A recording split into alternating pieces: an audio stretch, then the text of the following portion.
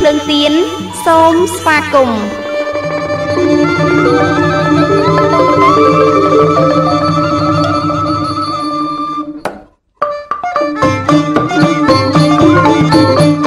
ទីនេះកម្មវិធីពលឺភ្លើងទៀនដែលគណៈបកសំរងស៊ីធ្វើការផ្សាយចេញពីរាជធានីភ្នំពេញ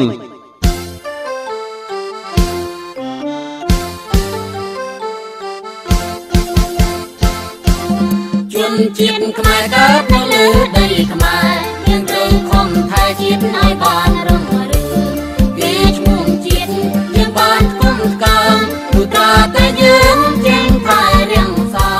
កម្មវិធីពលឺភ្លើងទៀនជាកម្មវិធីរបស់គណៈបកសំរងស៊ីដែលត្រូវបានបង្កើតឡើងដើម្បីផ្សព្វផ្សាយពីគោលនយោបាយនិងគោលជំហររបស់គណៈបកសំរងស៊ីនៅក្នុងការកសាងនិងអភិវឌ្ឍសង្គមឲ្យបានជឿនលឿនប្រកបដោយចីរភាពតម្លាភាពសមធម៌និងយុត្តិធម៌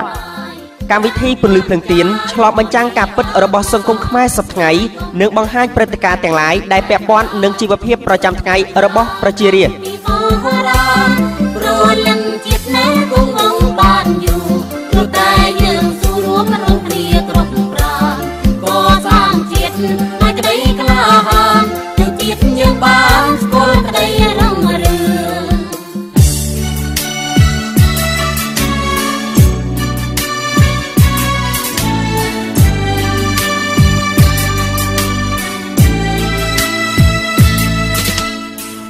លេងទីនរហើយតែលេងស្រឡះ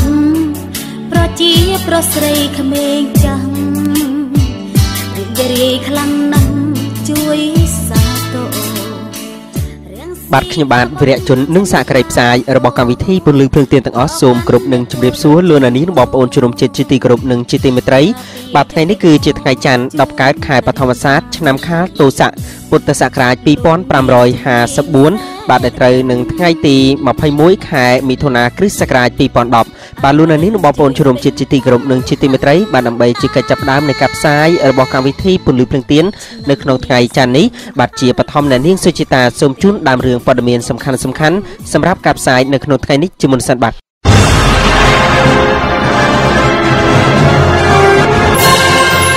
ចាលោកនាងបងប្អូនជនរួមជាតិអ្នកស្ដាប់កម្មវិធីពលឺភ្លើងទៀនជាទីមេត្រីមេតិការព័ត៌មានសំខាន់នៅថ្ងៃនេះរួមមានសមាជិកសភាគណៈបកសំរងស៊ីខេត្តកំពង់ចាមចុះពិនិត្យស្ថានភាពជីវភាពប្រជាពលរដ្ឋដែលកំពុងតែជួបការលំបាក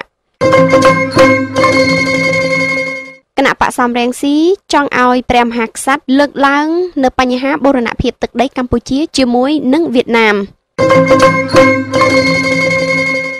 ដីកសិករខ្មែរត្រូវយួនហាមឃាត់មិនឲ្យដាំស្រូវរួមជាមួយនឹងព័ត៌មានសំខាន់មួយចំនួនទៀតលំដាប់តទៅនេះនាងខ្ញុំសុជីតាសូមជូនព័ត៌មានពិស្ដាសមាជិកសភាគណៈបកសំរងស៊ីខេត្តកំពង់ចាមចុះពិនិត្យស្ថានភាពជីវភាពប្រជាពលរដ្ឋដែលកំពុងតែជួបការលំបាកសូមស្ដាប់ព័ត៌មានបន្ថែមពីលោកមានសភាកាលពីថ្ងៃអាទិត្យទី20ខែមិថុនាឆ្នាំ2010ម្សិលមិញនេះសមាជិកសភាគណៈបកសំរងស៊ីលោកម៉ៅមនីវ៉ាន់និងលោកកឹមសុភិរិទ្ធរួមជាមួយថ្នាក់ដឹកនាំគណៈបកសំរងស៊ីខេត្តកំពង់ចាមមួយចំនួនផ្សេងទៀតបានចុះពិនិត្យស្ថានភាពជីវភាពប្រជាពលរដ្ឋនៅឃុំកំពង់ត្រះស្រុកក្រូចឆ្មានិងឃុំមេសជ្រៃស្រុកស្ទឹងត្រង់ខេត្តកំពង់ចាមចំណែកឯលោកជាមជនីបានចុះទៅស្រុកអូរាំងអូវនិងស្រុកកោះសុទិនដំណើរចុះមូលដ្ឋានរបស់សមាជិកសភាគណៈបកសំរងស៊ីនិងថ្នាក់ដឹកនាំគណៈបកសំរងស៊ីខេត្តកំពង់ចាមកាលពីថ្ងៃអាទិត្យម្សិលមិញនេះត្រូវបានប្រជាពលរដ្ឋដែលជាអ្នកម្ចាស់ឆ្នោតនៅតាមភូមិរាប់រយនាក់ចេញពីគេហដ្ឋានទទួលស្វាគមន៍ប្រកបដោយស្នាមញញឹមរាក់ទាក់ទន្ទឹមនឹងនេះក្រុមអ្នកភូមិបានសម្ដែងកង្វល់តាក់ទងនឹងការបោះបង្គោលព្រំដែនខ្មែរយួនអន្តោប្រវេសន៍យួនខុសច្បាប់និងការផ្ដាល់ដីសម្បត្តិរាប់ម៉ឺនហិកតាដែលមានរយៈពេលជិត100ឆ្នាំឆ្លើយតបនឹងកង្វល់របស់ក្រុមអ្នកភូមិទាំងនេះសមាជិកសភាមកពីគណៈបកសំរងស៊ីបានបញ្ជាក់ថាលទ្ធផលទាំងនេះបានកើតចេញពីសកម្មភាពនៃរដ្ឋាភិបាលដែលដឹកនាំដោយគណៈបកប្រជាជនដូច្នេះនៅពេលនេះអ្នកម្ចាស់ឆ្នោតទាំងអស់ត្រូវទៅចូលរួមគិតពិចារណាជាប្រយោជន៍សម្រាប់ការបោះឆ្នោតឆ្នាំ2012និងឆ្នាំ2013ជ្រើសយកមេដឹកនាំថ្មីដើម្បីការពារផលប្រយោជន៍អ្នកម្ចាស់ឆ្នោតទូទៅនិងជាតិមាតុភូមិខ្ញុំមានសភាពន្លឺភ្លើងទៀនភ្នំពេញ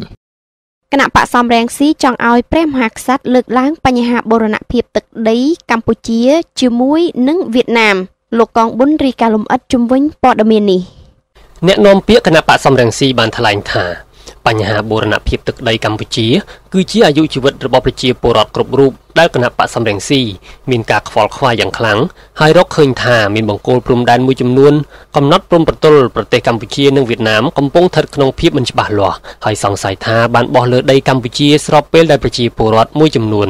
បាននាំគ្នាតវ៉ាហើយអះអាងថាបង្គោលព្រំដែនបានបោះលើដីស្រែរបស់ពួកគាត់ដែលបានកាន់កាប់តាំងពីដូនតានោះមកដែលកំពុងតែប្រព្រឹត្តទៅនឹងមានបង្គោលព្រំដែនខ្លះបានប៉ះពាល់ទៅដល់ដីប្រជាពលរដ្ឋហើយប្រជាពលរដ្ឋបានក្រោកឡើងតស៊ូ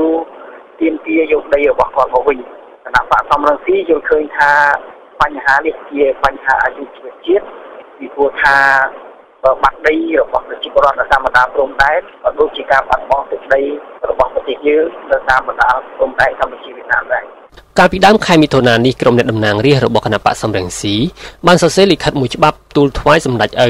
ស្នើសុំឲ្យព្រះអង្គលើកយកបញ្ហាបូរណភាពទឹកដីកម្ពុជាទៅពិភាក្សាជាមួយនឹងមេដឹកនាំវៀតណាមនៅពេលដែលព្រះអង្គធ្វើដំណើរទស្សនកិច្ចទៅទីនោះនាចុងខែមិថុនានេះលិខិតរបស់ក្រុមអ្នកតំណាងរាស្ត្រគណៈបកសំរងស៊ីបានលើកឡើងនូវបញ្ហាមួយចំនួនដែលគណៈបកសំរងស៊ីគិតថាជាបញ្ហាបូរណភាពទឹកដីហើយកម្ពុជានឹងខាតបង់ទឹកដីយ៉ាងធ្ងន់ធ្ងរដោយសារការបោះបង្គោលព្រំដែននៅក្នុងសេចក្តីថ្លែងការណ៍មួយរបស់អតីតព្រះមហាក្សត្រខ្មែរនរោត្តមសីហនុទ្រង់បានបញ្ជាក់ថាព្រះអង្គនឹងធ្វើដំណើរទស្សនកិច្ចទៅកាន់ប្រទេសវៀតណាមប៉ុន្តែមិនពាក់ព័ន្ធនឹងបញ្ហានយោបាយនោះទេវាជាលក្ខណៈឯកជនហើយព្រះអង្គគ្រោងនឹងជួបពិភាក្សាជាមួយនឹងមន្ត្រីជាន់ខ្ពស់វៀតណាមមួយចំនួនទៀតផងប៉ុន្តែទោះជាយ៉ាងណាក៏ដោយគណៈបកសំរងស៊ីនៅតែគិតថានឹងអាចមានលទ្ធផលពីជំនួបជាព្រឹត្តិការណ៍ប្រវត្តិសាស្ត្ររវាងអតីតព្រះមហាក្សត្រខ្មែរនិងមេដឹកនាំវៀតណាមទៅលើបញ្ហាព្រំដែននៃប្រទេសកម្ពុជានិងវៀតណាមលោកយឹមសុវណ្ណបានថ្លែងទៀតថាការលើកឡើងពីបញ្ហាបូរណភាពទឹកដីកម្ពុជាជាមួយនឹងប្រទេសវៀតណាមឬមិនលើកយករឿងនេះមកពិភាក្សានោះគឺអាស្រ័យលើព្រះរាជតម្រិះផ្ទាល់របស់ព្រះអង្គ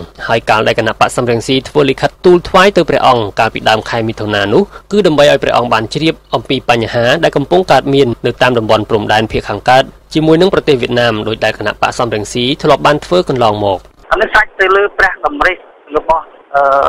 ព្រះមហាព្រះក្សត្រហើយនឹងព្រះមហាក្សត្រហើយគណៈបកសំរងស៊ីក៏សម្ដែងបារម្ភហើយនឹងឆ្លៀតឱកាសដែលព្រះមហាព្រះក្សត្រលោកនឹងអញ្ជើញទៅធ្វើបរិយាទស្សនកិច្ចនៅប្រទេសវៀតណាមនេះគឺយើងបានសម្ដែងបលទៅលោកទូលលោកឲ្យដឹងអំពីបញ្ហាដែលកំពុងតែកើតមានឡើងនៅតាមបណ្ដាព្រំដែនខាងកើតកម្ពុជាវៀតណាមហើយយើងចង់ទូលថ្វាយព្រះមហាព្រះក្សត្រដូចជាព្រះមហាក្សត្រសូមឲ្យលោកការពំនាំនៅទុកកង្វល់របស់ប្រជាពលរដ្ឋខ្មែរហើយបើសិនជាអាចធ្វើទៅបានលោកពិសាជាមួយអនុរដ្ឋប្រទេសរបស់ប្រទេសវៀតណាមដើម្បីឲ្យប្រទេសវៀតណាមគោរពកិច្ចព្រមព្រៀងសន្ធិសញ្ញានិងផែនទីដែលបានតម្កល់នៅអង្គការសហប្រជាជាតិហើយធានាថាការដែលបោះបង្គោលព្រំដែននោះកុំឲ្យបាត់បង់ទឹកដីខ្មែរកុំឲ្យប៉ះពាល់ទៅដល់ទឹកដីរបស់ដីរបស់ប្រជាពលរដ្ឋខ្មែរលោកផងចាប់តាំងពីគណៈបកប្រជាជនកម្ពុជាបានឡើងកាន់អំណាចក្នុងអាណត្តិទី4នេះមកបញ្ហាព្រំដែនសំខាន់ពីរបានផ្ទុះចេញនិងនៅតែបន្តរហូតមកដល់បច្ចុប្បន្ននេះបញ្ហាព្រំដែនភាគខាងលិចជាមួយនឹងប្រទេសសៀមដោយប្រទេសនេះនៅតែចិញ្ចឹមចិត្តចង់បានប្រាសាទព្រះវិហាររបស់ខ្មែរប៉ុន្តែមិនបានសម្រេចដោយមានកងកម្លាំងប្រដាប់អាវុធរបស់ជាតិចាំការពារហើយមានអន្តរជាតិបានដឹងឮនិងការពារផងដែរបញ្ហាមួយទៀតគឺបញ្ហាព្រំដែនភាគខាងកើតជាមួយនឹងប្រទេសវៀតណាមប្រជាពលរដ្ឋនៅខេត្តស្វាយរៀងកាលពីចុងខែតុលាឆ្នាំ2009បាននាំគ្នាតវ៉ានិងដកចោលបង្គោលដំរីព្រំដែនដោយចោទថាបង្គោលនោះបានបោះលើដីរបស់ខ្មែរជាកម្មសិទ្ធិរបស់ពួកគាត់បានធ្វើស្រែចម្ការជាយូរឆ្នាំមកហើយនៅលើកទី2គឺប្រជាពលរដ្ឋនៅក្នុងស្រុកបុរីជលសាខេត្តតាកែវប្រជាពលរដ្ឋក៏បានប្រកាសថាបានបាត់បង់ដីដោយសារការបោះបង្គោលព្រំដែនជាមួយនឹងប្រទេសវៀតណាមផងដែរពួកគាត់បានអះអាងថាបង្គោលដំរីព្រំដែនលេខ270នេះបានបោះក្នុងដីស្រែរបស់គាត់ចម្ងាយ162ម៉ែត្រពីព្រំប្រទល់ចាស់ហើយក្នុងរឿងព្រំដែននេះមានពលរដ្ឋ2នាក់កំពុងស្ថិតក្នុងពន្ធនាគារនៃខេត្តស្វាយរៀងដោយសារការតវ៉ាឬបង្គោលដំរីព្រំដែនបោះលើដីស្រែចម្ការរបស់ពួកគាត់ហើយប្រធានគណៈបក្សសំរងស៊ីគឺលោកសំរងស៊ីក៏កំពុងស្ថិតក្នុងបណ្ដឹងនៅតុលាការពីរដ្ឋាភិបាលផងដែរដោយសារតែលោកបានជឿឆ្អាលរឿងបញ្ហាបូរណភាពនៃ